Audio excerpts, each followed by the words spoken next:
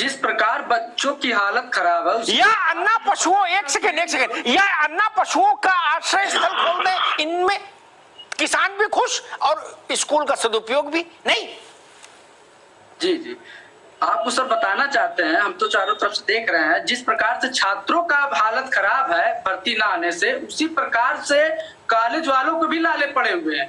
आजकल जो आपने कहा कि जो है कोई ठेला वाले के सामने खुल जाए, किसी ढाबे के सामने लड़के खुल जाए, यही है भोजनालय, यही है भोजनालय, उसी प्रकार से जो कॉलेज के समिति है, जो उनके सदस्य हैं, उनके जो टीचर हैं, बच्चों को ऐसे ही पकड़ते हैं, आइए हमारे कॉलेज से पीटीसी कर लीजिए, 40,000 की डीडी, आप मुझे 20,000 डीडी दीजिएगा, अरे आप हमारे यहाँ पीटीसी कर लीजिए, आप मुझे छात्रवृत्ति मुझे दे दीजिएगा, लेकिन पीटीसी डीएलएड हमारे ही कॉलेज से करिए, क्योंकि उनके भी लाले और वांदे पड़े हुए हैं, क्योंकि भर्ती आती तो उनके भी सीटें फुल होती, हम सबको भी रोजगार मिलता, और कहीं ना कहीं सबके लाले बांधे पड़े हुए हैं। कोचिंग संचालक हो, उनकी हालत खराब, बच्चों की हालत खराब, कोचिंग संचालकों की हालत खराब, और शिक्षा मंत्री जी का बयान आता रहता है कि हमारे पास पद जो है अनुपात समानुपात बराबर है।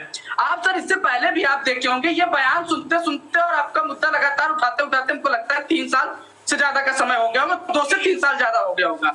लेकिन इससे पहले भी जिस प्रकार शिक्षा मंत्री जी का बयान आता रहता है, कि इससे पहले सतीश द्विवेदी जी का भी बयान हम आपको बताना चाहेंगे। हम तो ये कहना चाहते हैं कि जो मौजूदा शिक्षा मंत्री जी हैं, पूर्व शिक्षा मंत्री जी की भी बातें को, बयानों को कम से कम ताक पे रखते तो कम से कम इस लहजे में जो विधानसभा में जवाब दिया वो ना दिया जाता, क्योंकि उन्होंने किस आधार पे समानुपात को बराबर किया था, फिर आखिरी में कहा 17,000 का विज्ञापन हम देने वाले हैं। या तो शिक्षा मंत्री जी ने उस समय चुनाव के वजह से लालीपाप पकड़ाया था, या तो मौजूदा शिक्षा मंत्री जी गुमराह कर रहे हैं।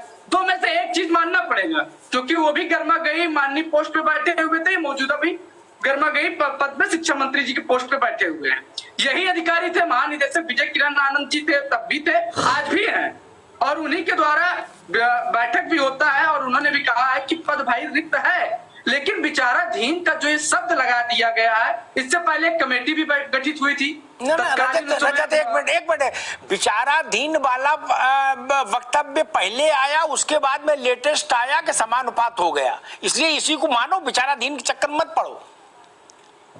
सर बात इन्होंने जो एक जेब का जो कुछ पैसा और खर्च कर दोगे विचाराधीन के चक्कर में।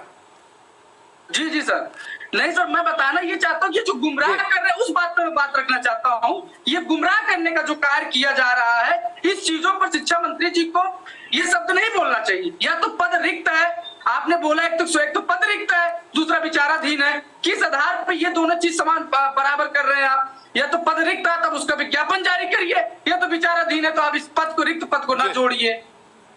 आलोक जी, ठीक बात है रजत। आलोक जी, ये विधान परिषद में इस बार जब सदन चला तो कई सदस्यों ने ये प्रश्न उठाया शिक्षा मित्रों के मानदेय का, ठीक जी, जी। नेता सदन का एक ही उत्तर रहा, अगर नेता सदन रहे तो वो याद, या संदीप रहे तो संदीप ने एक ही उत्तर दिया।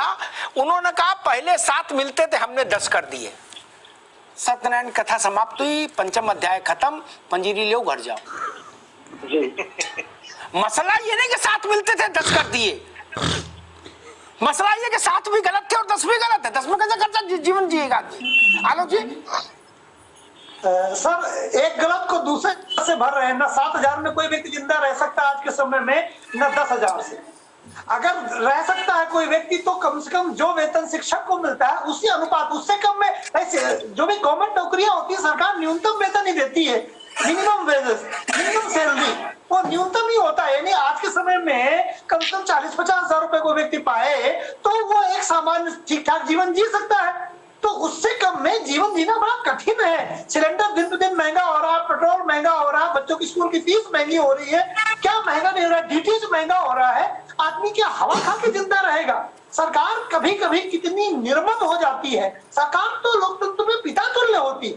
तो मैं सरकार से यही प्रार्थना करता हूं कि कम से कम पिता की तरह व्यवहार करिए।